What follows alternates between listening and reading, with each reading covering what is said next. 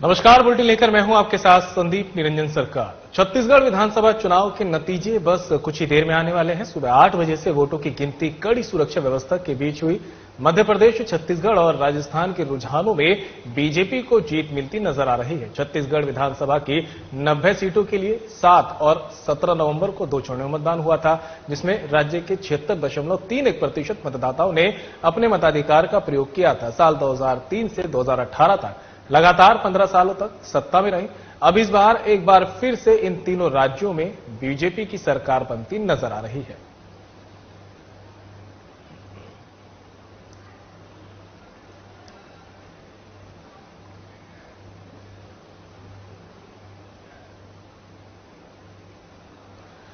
तो खबर पर जाए जानकारी के लिए छत्तीसगढ़ से हमारे स्टेट हेड जमील खान हमारे साथ जुड़ गए हैं। जमील, देखा जाए जिस तरह से अभी कल तक की बात करें तो जिस तरह से एग्जिट पोल सामने आ रहे थे उसमें कांग्रेस छत्तीसगढ़ में हालांकि लगातार बढ़त बनाई हुई थी, लेकिन जो अब नतीजे सामने आने वाले हैं, रुझान को देखें तो जो स्थिति है वो बिल्कुल पलट गई है। कांग्रेस लगातार पिछड़ रही है और बीजेपी जो है एक बार फिर अब पिछले के मुकाबले अब सत्ता बनाने जा रही है छत्तीसगढ़ में। कैसे देख रहे हैं? जी, बीजेपी ने यहाँ पे छत्तीसगढ़ में पूर्ण बहुमत लगभग पा लिया है और ये इतना बड़ा बहुमत है। 3 बार सत्ता में रहने वाली बीजेपी को इतना बड़ा बहुमत कभी नहीं मिला था। और अगर इसकी बात करें इनकी वजह क्या है तो बीजेपी ने जो रणनीति चुनाव जीतने के लिए अपनाई वो एक बड़ी साइलेंट रणनीति थी उनकी। उन्होंने बहुत ही स्टेप बाय स्टेप तरीके से महादेव ऐप है जैसे, या महिलाओं को 12,000 प्रति वर्ष देने का मुद्दा है, योजना है, इस तरह का उन्होंने मैसेज जनता तक पहुंचा दिया। कांग्रेस ये नहीं कर पाई। हालांकि कांग्रेस ने अपने 5 साल के कार्यकाल में काफी जनहित की योजनाएं लाई और उन पर अमल भी किया, लेकिन जो घोषणा पत्र आया इस बार, जो कहा जा रहा है, देखने में आ रहा है, इस बार छत्तीसगढ़ में कैंडिडेट से ज्यादा घोषणा पत्र में चुनाव लड़ा। बीजेपी ने हालांकि सेकेंड फेज में जो दूसरी चरण में जो चुनाव थे उन पर ही अपना घोषणा पत्र दे पाए, लेकिन घोषणा पत्र ने आते ही चमत्कार किया है और बीजेपी का घोषणा पत्र इतनी अच्छी तरह से जन जन तक पहुंचा जितना कांग्रेस नहीं कर पाई। यह एक बड़ी वजह है जो बीजेपी की चमत्कारिक जीत में देखने को मिल रही है और इस जीत का अंदाजा किसी को भी नहीं था। खुद बीजेपी के बड़े बड़े जो दिग्गज हैं और जो बड़े बड़े विश्लेषक हैं, जो थिंक टैंक है, हमारी उनसे बातचीत होते रहती है, किसी को भी अंदाजा नहीं था कि इस तरह की जीत, इतनी बड़ी जीत, इतनी बड़ी सफलता बीजेपी छत्तीसगढ़ में लेके आएगी। और आज बीजेपी का दिन है। बीजेपी ने 3 बड़े राज्यों में अपनी विजय पताका लहराई है। जी जमील, बिल्कुल जिस तरह से देखा जाए कि कांग्रेस ने अपने पिछले 5 साल में विकास कार्य तो किए हैं, लोगों से जुड़ी भी है, लोगों के लिए कार्य भी किए हैं, लेकिन जब आखिरी समय में चुनाव के दौरान जब बीजेपी ने महादेव ऐप वाला कार्ड खेला और उसका नाम कहीं ना कहीं मुख्यमंत्री भूपेश बघेल के साथ जोड़ा गया, तो क्या माना जा सकता है कि उसका खामियाजा कहीं ना कहीं कांग्रेस को भुगतना पड़ा? बिल्कुल बिल्कुल, क्योंकि छत्तीसगढ़ में कांग्रेस की ओर से उन्होंने अपने मुख्यमंत्री भूपेश बघेल को ही चेहरा बनाया था और बीजेपी ने चुनावी रणनीति के तहत सीधा मुख्यमंत्री को टारगेट किया।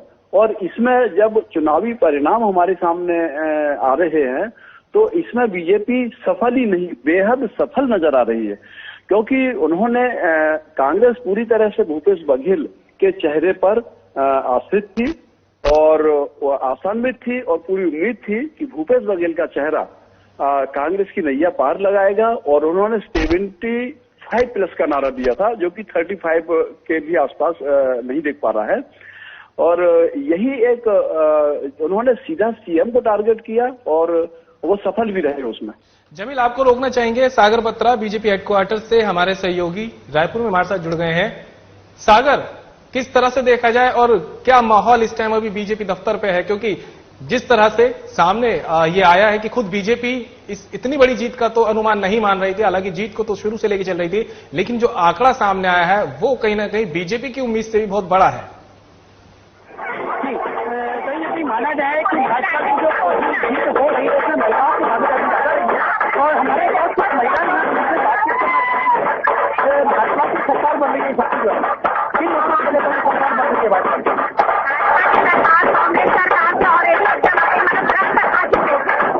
उन्होंने जो वादा किए थे वो तो पूरा किए नहीं है। तो सबसे बड़ी तो वो शराबबंदी बोल के ही राज्य शासन में आए थे और महिलाओं का विश्वास को जीते थे और वो विश्वास उन्होंने तोड़ दिया। इस वजह से अब बीजेपी सरकार ने अभी इतने सारे मतलब योजनाएं महिलाओं के लिए निकाली, उससे मतलब वो हुआ है और उसी से खास करके महिलाएं ज्यादा प्रभावित हुई है और हमको ऐसे भी अपनी सरकार लानी ही थी, बीजेपी सरकार को बनानी थी। मांगने वाले हमको 80 का टूट गया रेट में। जय जय श्री राम, जय जय श्री राम, जय जय श्री राम। तो क्या शराबबंदी मेन मुद्दा रहा? नहीं, मेन मुद्दा वो मेन मुद्दा नहीं। जमील खान स्टेट हेड हमारे साथ जुड़े हुए हैं। जमील, फिर दोबारा से एक बार आपके पास आना चाहूंगा कि आखिर क्या नहीं लगता कि जो कांग्रेस में जो खेमेबाजी लगातार देखी जा रही है, फिर चाहे वो राजस्थान में हो, छत्तीसगढ़ में, मध्य प्रदेश में हो, जीत के बाद में जो खेमेबाजी देखी गई उसका कहीं ना कहीं खामियाजा एक बार फिर भुगतना पड़ा है। हालांकि मध्य प्रदेश में तो पहले ही भुगत लिया था, लेकिन अब छत्तीसगढ़ और यहाँ पे राजस्थान में भी ये खामियाजा भुगतना पड़ा। ठीक है, ये आकलन आपका बिल्कुल ठीक है, क्योंकि कहीं ना कहीं जनता में ये मैसेज भी जा रहा था कि अगर कांग्रेस जीतती है तो सीएम का चेहरा कहीं ना कहीं उप मुख्यमंत्री टीएस सिंहदेव का एक मैसेज गया था कि उनको बनाया जाएगा। इससे भी जनता में कहीं ना कहीं एक साइलेंट ये मैसेज था कि अगर टीएस सिंहदेव को बनाया जाता है तो उनका चहेता जो चेहरा है भूपेश बघेल वो सीएम नहीं बनेगा। ये भी कहीं ना कहीं इस तरह की चीजें भी सामने आ रही थी। जी, तो अभी जो इस जीत को लेकर बीजेपी तो पूरी तरह से आश्वस्त है, लेकिन आपको नहीं लगता कि अब कांग्रेस को जो है आत्ममंथन की एक बार फिर से करने की जरूरत है? जी, कांग्रेस को अब आत्ममंथन करना होगा, गुटबाजी को हटाना होगा और अगर तुलनात्मक दृष्टि से अगर उसका एनालिसिस किया जाए तो कांग्रेस का घोषणा पत्र बीजेपी के घोषणा पत्र से बहुत बेहतर था। इसमें ऋण माफी का भी एक ऐसा वादा था जिसको कांग्रेस से मान के चल रही थी कि सारे किसान वोट उनको आएंगे। ये एक बड़े चौंकाने वाले आंकड़ा भी है कि किसानों ने अपना ऋण को जो है माफ नहीं कराना उचित समझा और बीजेपी को भारी बहुमत दे दिया। जमील, आपको रोकना चाहेंगे। प्रवीण टाइगर कवर्धा से हमारे सहयोगी भी हमारे साथ जुड़ गए। पहला सवाल उनसे ले लेते हैं। प्रवीण, आखिर क्या वजह मानी जाए कि कांग्रेस जो छत्तीसगढ़ में पूरी तरह से आश्वस्त थी कि ये गढ़ तो अपना कहीं नहीं जाने वाला, वहां से भी पूरी तरह से पिछड़ती दिख रही है?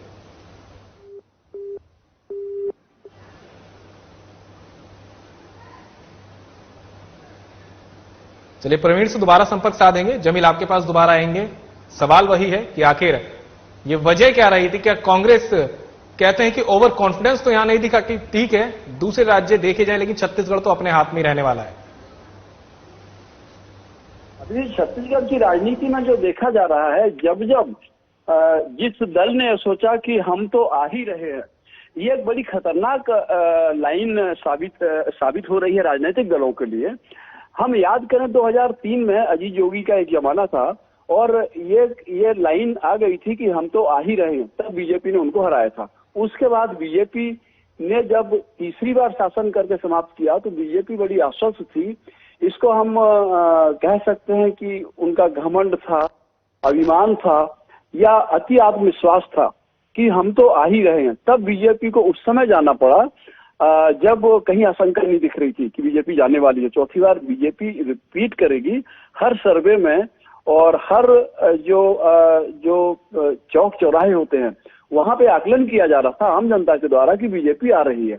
उसके बाद जो है जब ये हो गया कि हम तो आ ही रहे हैं तो बीजेपी को जाना पड़ा। कहीं ना कहीं यही लाइन भूपेश बघेल की सरकार के ऊपर भी लागू होती है। इनको ये लगने लगा था और इस तरह की चीजें आने लग गई थी कि हम तो आ ही रहे हैं, तो नतीजा सामने है, उनको जाना पड़ा है।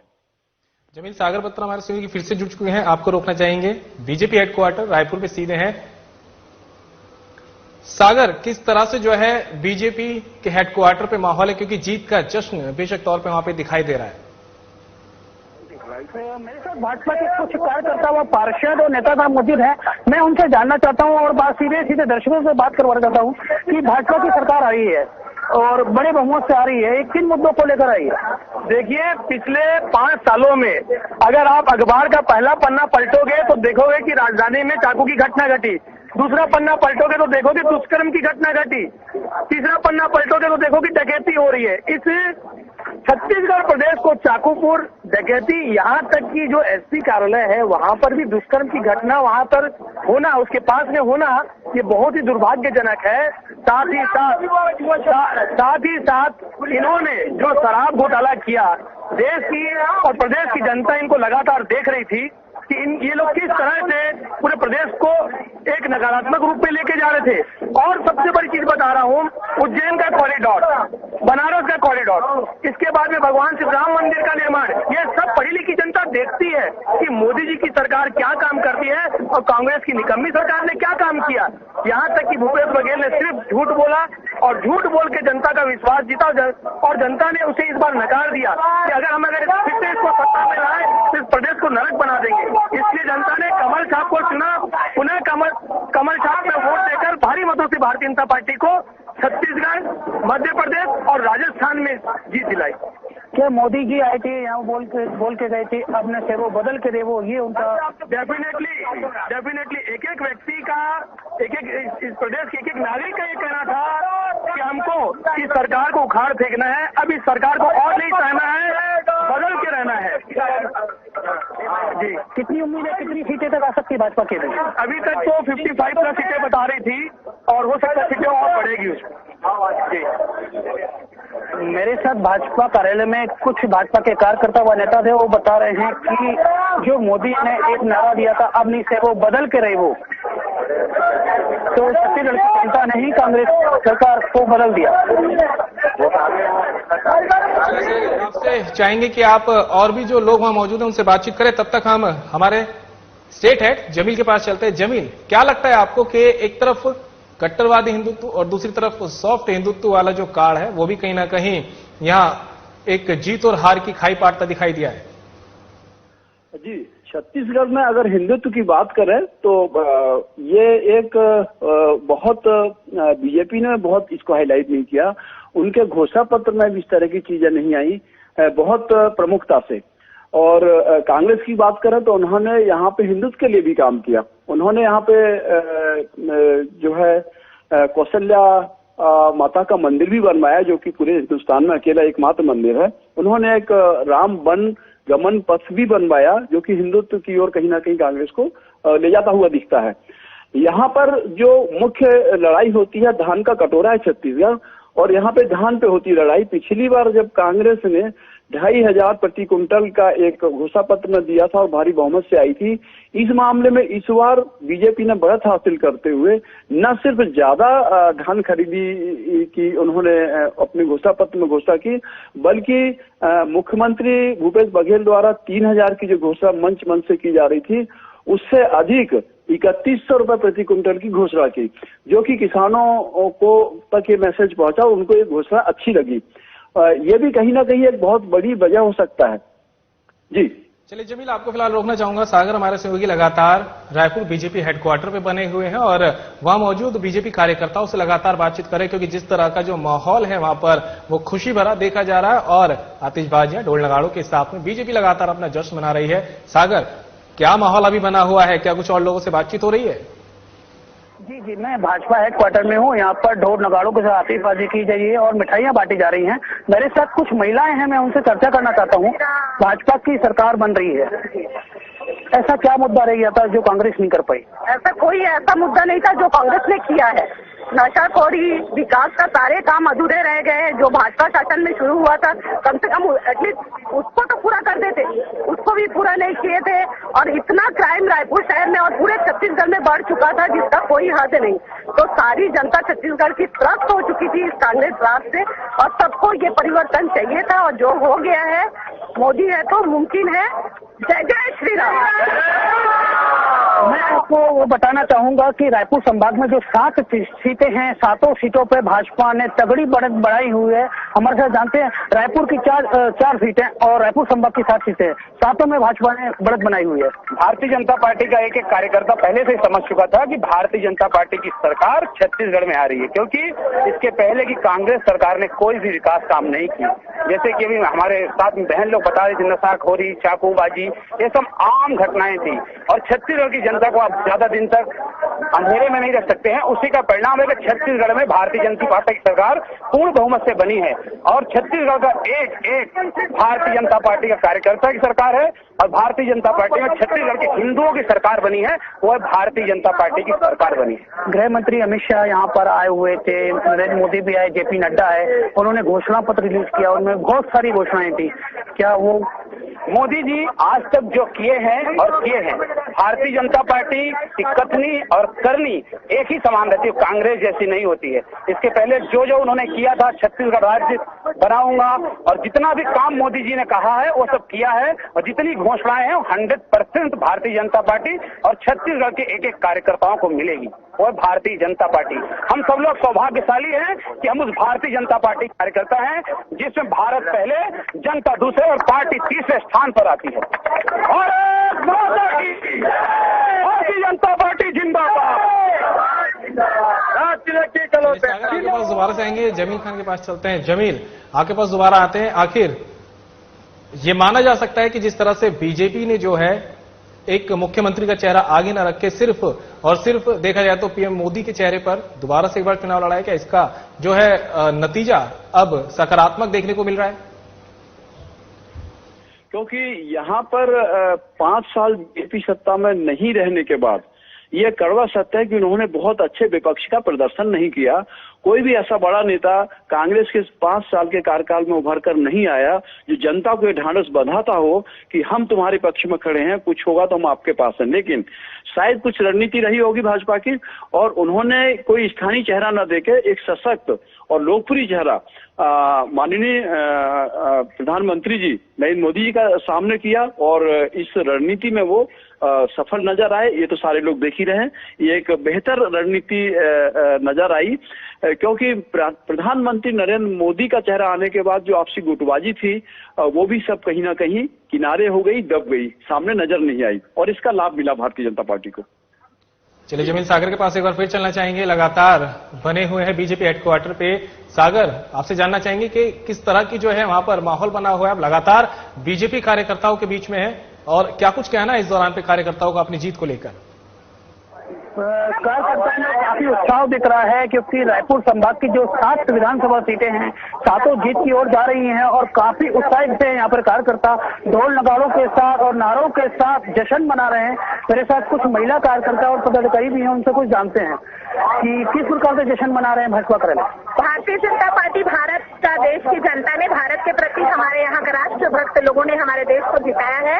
हर हर मोदी, घर घर मोदी, इस तरह का जो स्लोगन थे उसको दिल से हमारे छत्तीसगढ़ की जनता ने स्वीकार किया है। परिवर्तन करके उन्होंने एक बार कांग्रेस सरकार को जरूर लाए थे हमारे यहाँ की जनता ने, लेकिन आखिर उन्होंने अपना असलियत दिखाई दिया। जब तक किसी को आजमाया नहीं जाता है तो उसकी सच्चाई पता नहीं चलता है और ये जो हमारी वापसी हुई है ये हमेशा के लिए हुई है। अब कभी भी भविष्य में उनकी तो वापसी नहीं होगी क्योंकि कमल का फूल हमेशा सर्वदा ईश्वर को प्रिय होता है।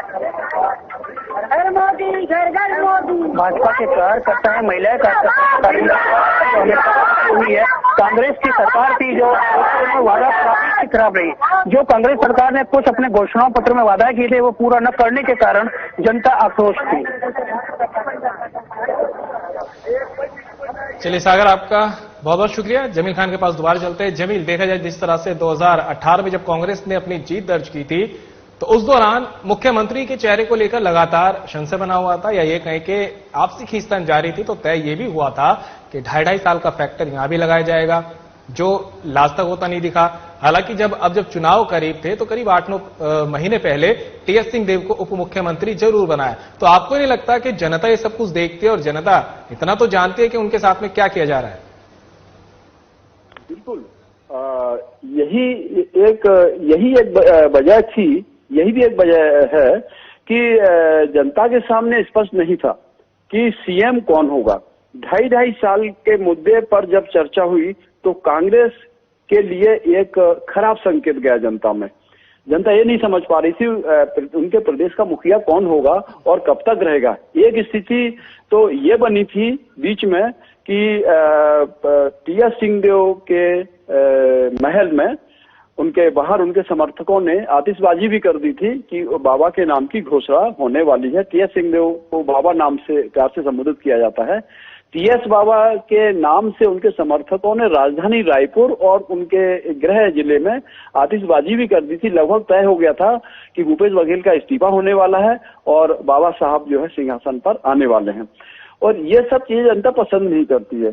जनता को जिस तरह से एक लीडर जनता ने चुन दिया है और उस पर उनको काम होना चाहिए, उनको काम मिलना चाहिए। कहीं ना कहीं इस तरह की चीजें जनता को दिग्भ्रमित करती हैं। बीजेपी में इस तरह की कोई चीज सामने नहीं आई। जैसा कि आप पहले बता रहे थे कि इस चीज के लिए भारतीय जनता पार्टी ने इस तरह की चीजें ना आए सामने, सीधा पीएम नरेंद्र मोदी का चेहरा सामने रख दिया और इसका उन्हें लाभ मिला। और जहां तक सवाल भूपेश बघेल और टीएस सिंहदेव का मामला था, तो इसमें ये चीजें बड़ी छन के आ रही थी कि अगर कांग्रेस सत्ता में आती भी है और कुछ विधायक जो है टीएस सिंहदेव के पाले में आएंगे, निश्चित तौर पे कहीं वो टूट कर भाजपा से मिलेंगे। और जिस तरह का इतिहास मध्य प्रदेश में दोहराया गया, उसी तरह का इतिहास छत्तीसगढ़ में भी दोहराया जाएगा। कहीं ना कहीं ये चीज भाजपा को सीधी सरकार बनाने में मदद करती हुई नजर आती है। जमील, ये भी देखा जा सकता है कि एक तरफ प्रदेश में जो है जब मुख्य विपक्षी पार्टी के रूप में बीजेपी थी तो मान सकते हैं कि उसके कार्य जो दिखे या ना दिखे, लेकिन अब जो हार है वो कांग्रेस ये कह दे कि कांग्रेस का जो फेलियर है उसकी वजह से ये खुद उन्होंने जीत जो है बीजेपी के खाते में डाल दी है। बिल्कुल, अगर कांग्रेस अपने मुद्दों को जनता नाराज नहीं थी, ये सच है, लेकिन जिस तरह से चुनाव का मैनेजमेंट होता है, जिस तरह से चुनाव को लड़ना चाहिए, जिस तरह से जनता के पास जाना चाहिए, उस तरह से कांग्रेस पार्टी नहीं जा पाई। इसका एक बहुत बड़ा उदाहरण राजनांदगांव से रमन सिंह के खिलाफ कांग्रेस ने एक ऐसे अपने प्रत्याशी को उतारा जो कि वहां लोकल था ही नहीं।